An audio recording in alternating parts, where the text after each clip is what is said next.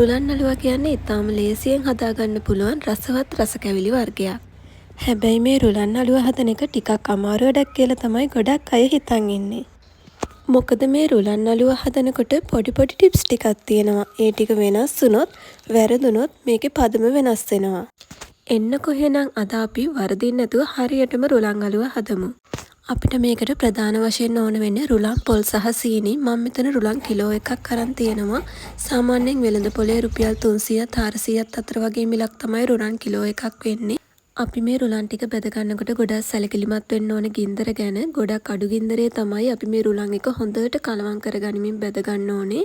අපි උඩරිම විනාඩි 8ක් 10ක් වගේ තමයි රුලන් ටික අඩු ගින්දරේ බෙදගන්නේ. අතේ ඇලෙන්නේ නැතුව වැටෙන පදම තමයි මේ රුලන් ටික බෙදුනහම පදම. මේ වෙලාවේ අපි හේනියට ගාගත්තු පොල් ටිකත් කලවම් කරගනිමින් අඩු ගින්දරේ විනාඩි 15ක් විතර හොඳට බෙද ගන්නවා. රුලන් කිලෝ එකම අපි බෙදගත්තට අද රුලන් හදන්න අපි පාවිච්චි කරන්නේ මේ කප් එකෙන් කප් 3ක්, රුලන් පුරවලා කප් 3යි, සීනි පුරවලා කප් 2යි, ඒ වගේම පොල් බදින්න කලින් කප් 3ක් තමයි අරගෙන තියෙන්නේ. පොල් බදින කොටත් අපි ගින්දර ගැන ගොඩක් සැලකිලිමත් වෙන්න ඕන. අඩු ගින්දරේ පොල් ටික බෙද ගන්න ඕන. හොඳ සුවඳක් තියෙනවා පොල් ටික බෙදෙනකොට. අතේ ගෑවෙන්නේ නැති පදම ආවහම අපි පොල් ටික ලිපෙන් ඉවත් කර ගන්න ඕනේ. රුලන් එක තවත් රසවත් කරගන්න අපි ඉඟුරු සහ එනසල් හොඳට පොඩි වෙන්න කොටලා එකතු කර ගන්නවා. අපේ පොල් ටිකත් දැන් හොඳ ගානට බෙදලා තියෙන්නේ. අපි ඒකත් ලිපෙන් ඉවත් කර ගන්නවා. රුලන් එකට ලස්සන පාටක් එන්න අපි සීනි ටිකක් කැරමල් කරගන්න යන්නේ. මම මේකට වෙනම සීනි හැඳි 3ක් තමයි පාවිච්චි කරේ. සීනි ටික හොඳට තද පාටක් වෙනකල් කැරමල් වුණාට පස්සේ තමයි අපි වතුර ටිකක් එකතු කරගන්නේ. ඊට පස්සේ අපි අර අයින් කරගත්තු සීනි කෝප්ප දෙකත් මේකට එකතු කරලා උණු වෙන්න තියන්න ඕනේ. සීනි ටික උණු වෙන අතරේ අපි තැටියකට හොඳට රුලන් ටිකක් අතුරගෙන කැට කපා ගන්න ලෑස්ති කරගන්න ඕන. පැණි ටික හරි පදමට උණු වෙලාද කියලා අපි බලාගන්න. මේ වගේ පොඩි භාජනයකට වතුර ටිකක් අරගෙන ඒකට පැණි බින්දුවක් දාලා බලනවා. පැණි බින්දුව මේ වගේ යට හොඳට ඝනකමට ඇලිලා හිටිනවා නම් ඒ වෙලාවේ පදම හරි. ඒ වෙලාවේ අපි මුලින්ම පොල් ටික තමයි එකතු කරගන්නේ.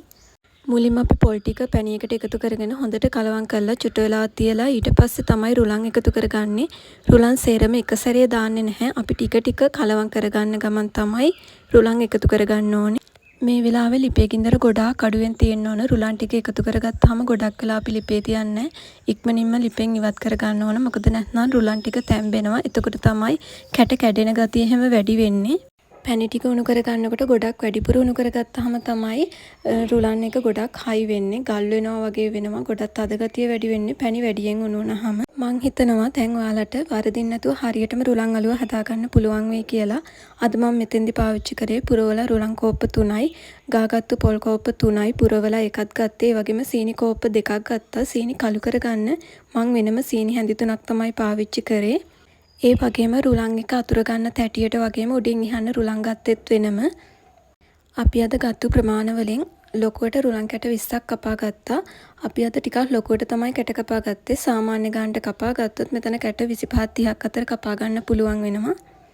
රුලන් ටික තුනී කළා කැට කපපු ගමන් එච්චරම හයිය නැහැ. චුට්ටක් වෙලා යනකොට ගානට හයි වෙලා සෙට් වෙලා තියෙනවා.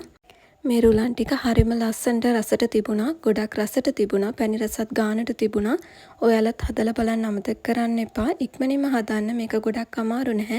මම කියපු ටිප්ස් ටික අනිවාර්යෙන් මතක තියාගෙන ඒවා හරියට කරොත් ඔයාලට වරදින්න නැතුව රුලන් අලුව හදාගන්න පුළුවන්. රුලන් කඩෙන් ගෙනාවම එක සැරේ බෙදලා තියාගත්තම අපිට ලේසිය අවශ්‍ය වෙලාවට හදාගන්න පුළුවන්. රුලන් හදන්න ගත්තු වෙලේ ඉඳන්ම අපි පස්සෙම හිටපු කෙනෙක් තමයි මේ බලන් ඉන්නේ රුලන් කන්න. රුලන් කියන්නේ ටිකක් පැණි රස කෑමක්. ඒ නිසා කහ ටිකක් එක්ක හොඳටම ගැලපෙනවා රුලන් කෑල්ලක් කනකොට. පොල් ටිකත් අපි බෙදලා එකතු කරගෙන තියෙන නිසා රුලන් අලුව එක ඉක්මනින් සවුත් වෙන්නේ නැහැ. ගොඩ දවසක් තියාගන්න පුළුවන්. එහෙනම් අපි තවත් මේ වගේ ලස්සන වීඩියෝ එකකින් ඉක්මනින්ම හමු වෙමු.